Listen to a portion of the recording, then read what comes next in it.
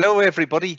Welcome to the latest in the PhD podcast series here at the University of Limerick. I'm delighted to be joined today by Ketan Madane, joining us from the Bernal Institute to talk about his research.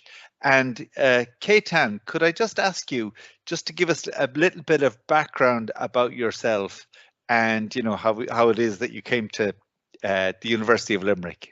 Sure. My name is Ketan Madane. Basically, I'm from India, and I was pursuing before joining University of Limerick. I was associated with one of the research laboratories in India, and I was exposed to a lot of different research areas.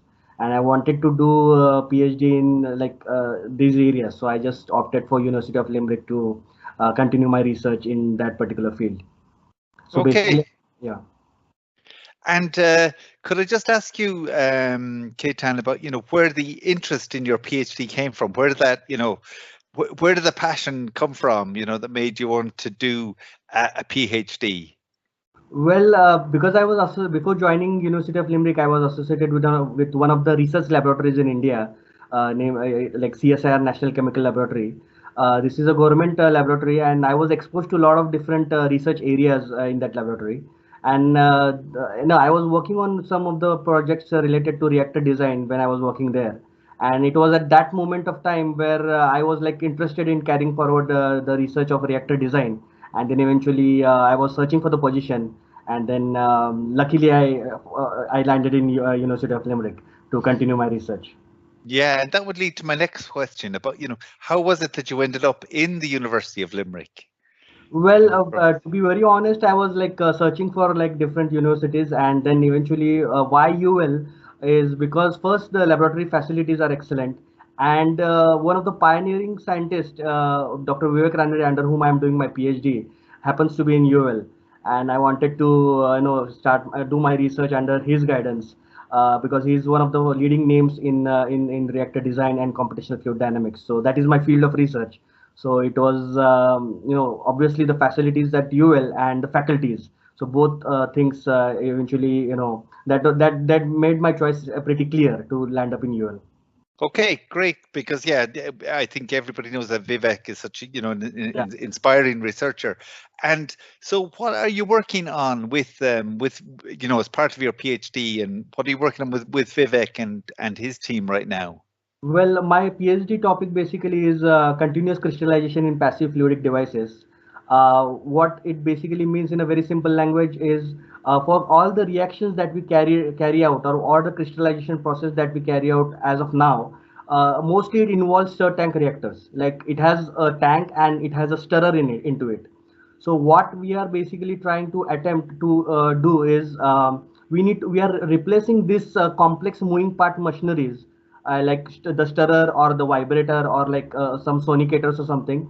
We are replacing these vessels with a passive fluidic device. So that device will not have any moving part and still give us the same result.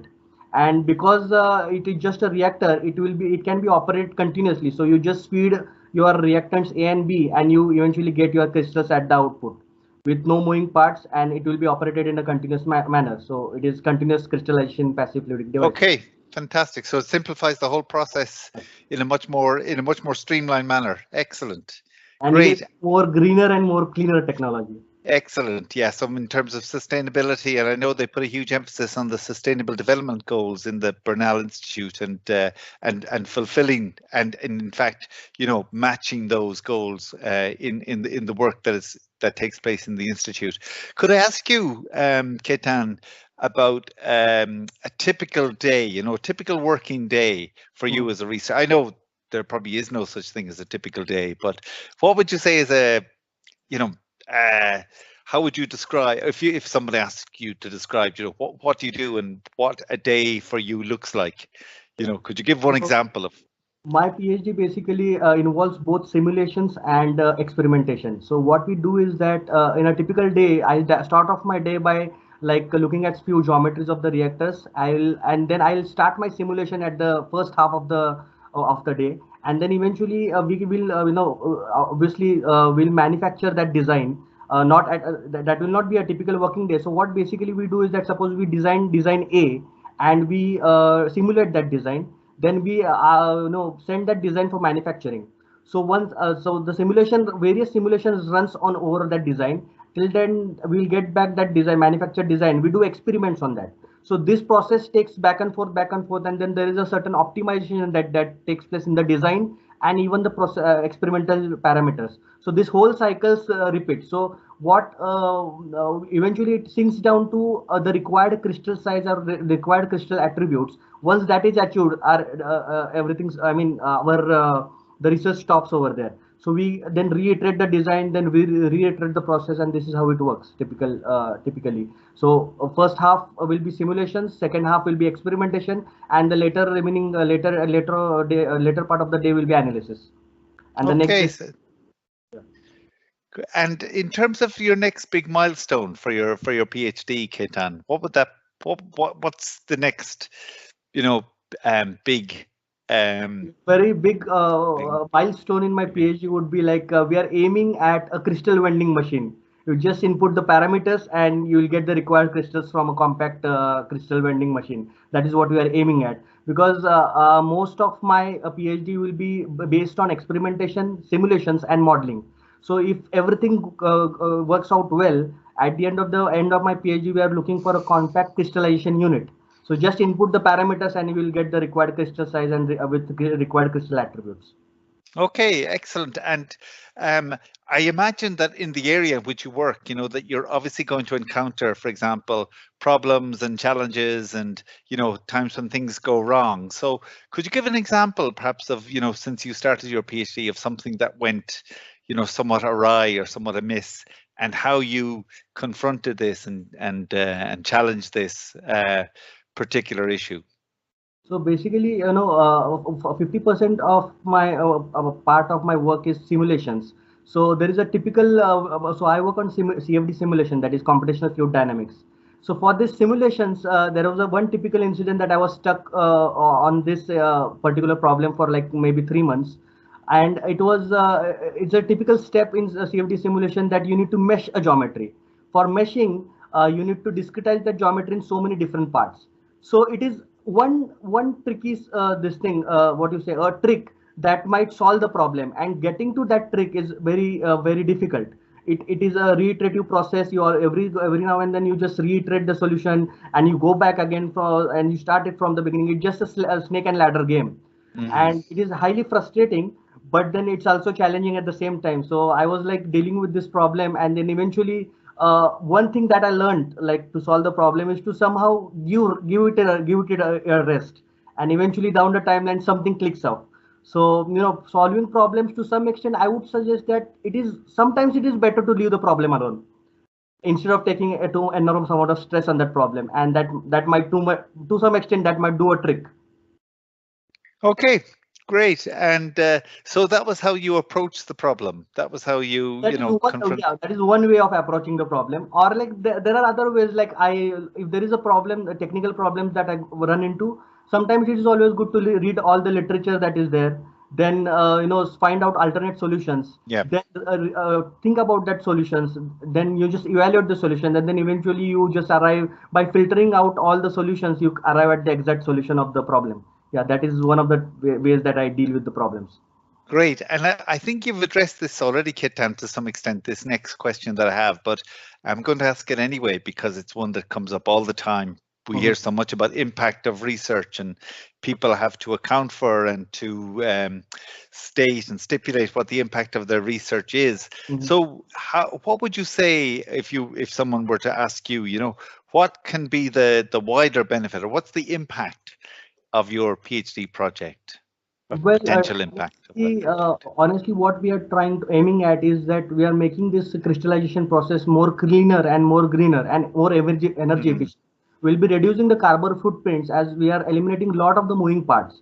And once there are no moving parts, things become they become very simple, and that is what we are aiming at. So when things become simple, there are a lot of things that we can change around and play with. So in terms down the timeline, the productivity also gets increased in terms of like inventing a new process, or in terms of changing the process in terms of optimization, because there are no complex moving parts. we are like eliminating all the complexities involved with complex moving parts, and yet retaining all the benefits of the. Mm. So this is what the impact is. Okay, excellent. And so in terms of after you graduate, what would be your career aspirations, Ketan? Would you see yourself as someone who would aspire to an academic career or a career in industry or something that straddles both, or something that, would be in the public sector or elsewhere? So what do you see as your, Well, career path after your PhD? I honestly see myself as a full-time researcher in a research laboratory. Although I might be I do like teaching, so to some extent, but that would not be like most of my part of my career later on. I'll definitely have like something around 70-30% ratio of research and Mm, teaching, and that is okay. what I'm like aiming at. Yeah, great. And what would you say, what would you say is the advantage of doing a PhD, say, compared to, someone with your current qualifications and some would be maybe some of your contemporaries or your peers who are now working in industry? What would you say are the advantages of doing a PhD over that type of career at the moment, for the stage that you're at? Well, before joining PhD, I was doing a job in like typically I was doing a typical job, but then in that typical job, things down the timeline get extremely monotonous. Mm, And in PhD, it's always the opposite. You every day is a new challenge. Every day is a new opportunity to explore your abilities, mm, to push your abilities, and this is what actually opted me for PhD. And anyways, first and foremost thing is that the urge to go into depth of a subject is that thing is satisfied in PhD. That will not be satisfied in job, because down the timeline jobs get monotonous. great. And what would you say then, or what advice, following on from that, and this is my last question, but what advice would you give to someone who's thinking of doing a PhD, not necessarily a PhD at the University of Limerick, but Mhm. to a PhD in general? What advice would you give to someone who's, Well, contemplating doing a PhD? yeah. So I would suggest that I would like to suggest that they need to spend ample amount of time in choosing the topic of their Mm, research and analyzing their own inclinations. That if you're interested, then you need to analyze if you are really interested into this particular field, and then they need to spend ample amount of time in choosing the topic of research. That is definitely what I would like to suggest to aspiring PhD students. okay. Ketan, that was great. Thank you so much. That was really informative and insightful. And thank you for giving us such a comprehensive overview of the research that you're undertaking at the moment. And I'll say just best of luck with your with your doctoral studies, and in whichever career path you decide to take. So, thank you so much. And it was a real pleasure talking to you, Ketan, and see you soon. Thank you very Thank much. Thank you. and thank you for your time. Bye bye.